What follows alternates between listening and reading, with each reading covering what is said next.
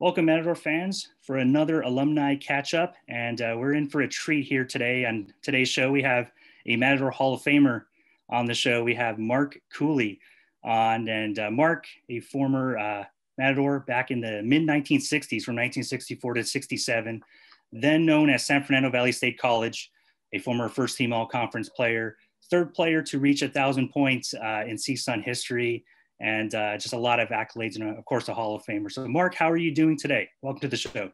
Well, I'm doing very well. I'm not very pleased with our pandemic that's going on, but being careful, and that's about all we can do. I'm looking out to a dismal day today, and probably stay home all day. That's always the best thing to do right now. And just wanted to catch up. I mean, you're obviously a regular at Matador games over the years, and you and your wife just so accustomed to seeing you guys at the game. So it's been a little bit different now. Talk to me a little bit about kind of this season from your perspective and just from your family. You're so used to coming to the games. How different is it now? Well, we miss going to the games. That is the way we kind of got to know who the players were, what they could do, who we were big fans of, cheering for the team and everything. But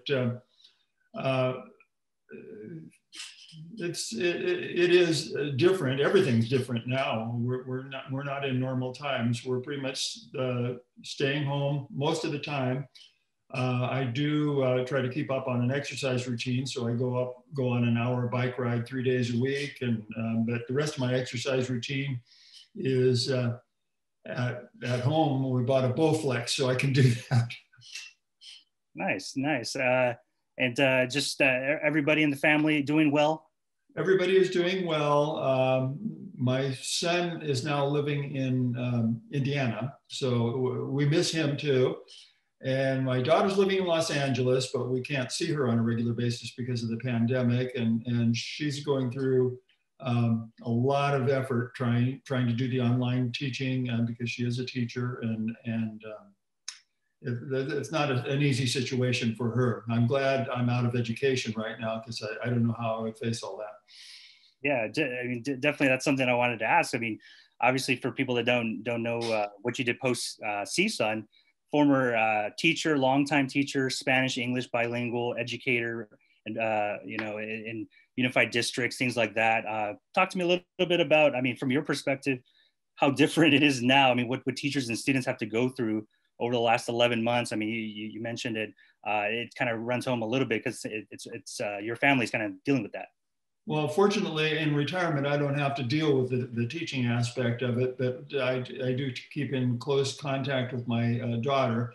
She's the head of the World Languages Department at Azusa High School, and she obviously is bilingual Spanish, and she's been working an amazing amount of time trying to keep up on it. She's very creative, but it does put a stress on her all the time. And I wish she would not have to work as hard as she's been working, but I guess that's what we're going through. Fortunately, she has the foresight that everything she prepares, or just about everything she prepares, she tells me that she can use when school is back in session on location. So hopefully all the hard work will pay off for her in the long run, but I'm sure it's tough for a lot of teachers. And I think there are probably many teachers who don't have her tech skills or creativity that are really struggling, but I don't know that personally. Yeah, definitely the different times that we're living in right now. We're trying to do our best to get through it. Wanted to switch gears a little bit, talk a little bit about your CSUN or Valley State history. Coming up on a little bit of an anniversary, 54 years ago, I believe in a couple of weeks, it'll be 54 years when you scored 40 points against Cal State Fullerton. At the time, the second most points scored in CSUN history. 54 years later, still the second most in CSUN history. Talk to me a little bit about that game. I mean, what are some of the memories that you have of that? Well, first of all, 54 years. Oh my God. I'm only 39, so I don't know how that could be 54 years ago. But well, I just remember the game, I knew I was scoring well in the game, and we were struggling to keep up a lead with them for a period of time. And we took a lead. And then we got the lead build up with, I don't know how many minutes to go, 5 minutes to go or something, we were safe. So Coach Ball took me out of the game. And as soon as I sat down, I remember my teammate Ken Delpit coming up to me. He had just gone to the bench and he says, "You've got 40." And he goes over to the coach and starts making a plea to put me back in to see if I could get the record. So the coach put me in, but the other team was pressing us to get the ball back, and I don't think I ever touched the ball again. So for 40 it remained, but I went out knowing that I had scored quite a few points, but I didn't know how many. And I was surprised that it hit the 40 level. Yeah, I mean, looking back on it, I mean, obviously one of the biggest accomplishments in CSUN history, still up there in the record books. Would you say your favorite memory at CSUN, or do you have another one? Oh, I think probably my favorite memory at CSUN was that same season when we played Evansville. In the 1960s, Evansville was a Division II power.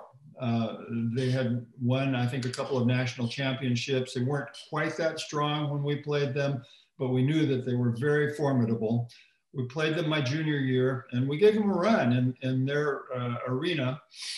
So we kind of thought we could do pretty well against them in our gym. And we took a lead, and we never gave it up. We beat them fairly badly in our gym, and they were at that time ranked number 2 in the nation, Division II.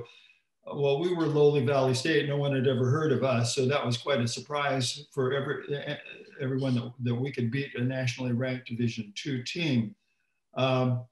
I had another good scoring game that game, and I remember I scored 30 points, and they asked me to go up at what is now the Matadome. It was just the gym in those days. They asked me to go up into the rafters where that press box is. I don't think that's used anymore. I'm not sure, but for an interview on the radio, and I know Valley State was no UCLA or anything like that, but to me, I had really hit the big time when I had done that. I can remember being totally elated after that game.